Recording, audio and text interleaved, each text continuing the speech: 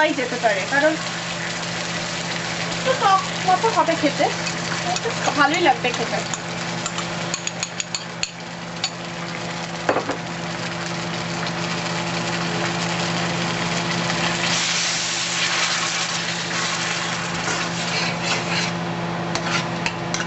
গন্ধ কিন্তু খুব ভালো বের হচ্ছে, বেশ একটা টকটকে গ্রেভি, দেখতেই পাচ্ছ।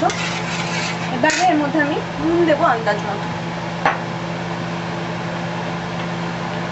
পুরো স্বাদটা নিজের উপর নির্ভর করছে। আরেকটা কথা বলতে আমি ভুলে গেছি, ইচ্ছা হলে যারা ঝাল বেশি খাও তারা লঙ্কা বেশি দিতে পারো, কাঁচা লঙ্কা দিতে পারো, শুকনো লঙ্কার গুঁড়ো দিতে পারো, যা যেটা ইচ্ছে। এবারে এর মধ্যে জল,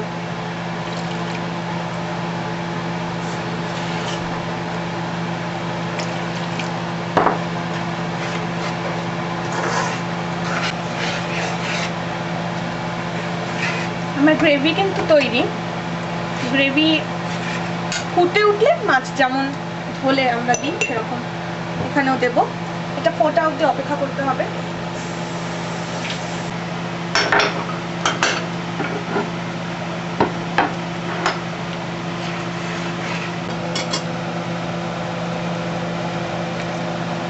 ঝোল কিন্তু তৈরি।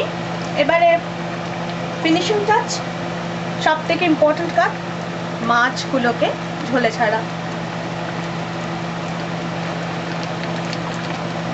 খুব আস্তে আস্তে, যারা নতুন রান্না করছো একেবারে খুব সাবধানে।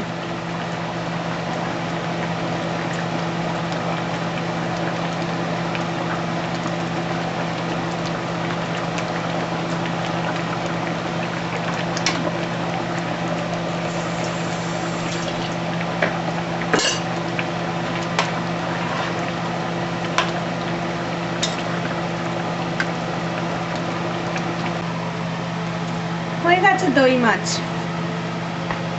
এবারে সার্ভিং।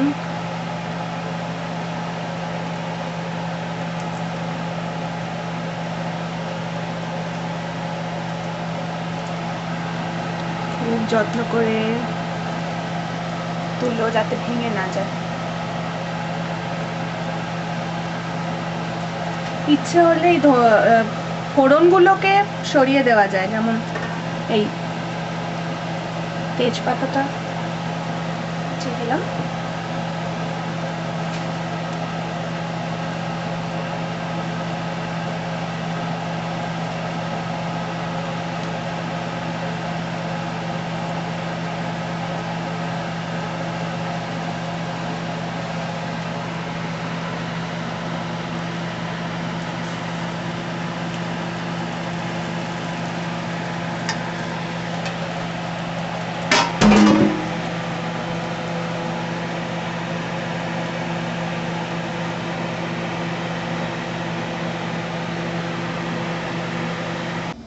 দই মাছের জন্য গার্নিশিং এর জন্য কাঁচা লঙ্কা সব থেকে ভালো আমার মনে হয়। কাঁচা লঙ্কা চেরা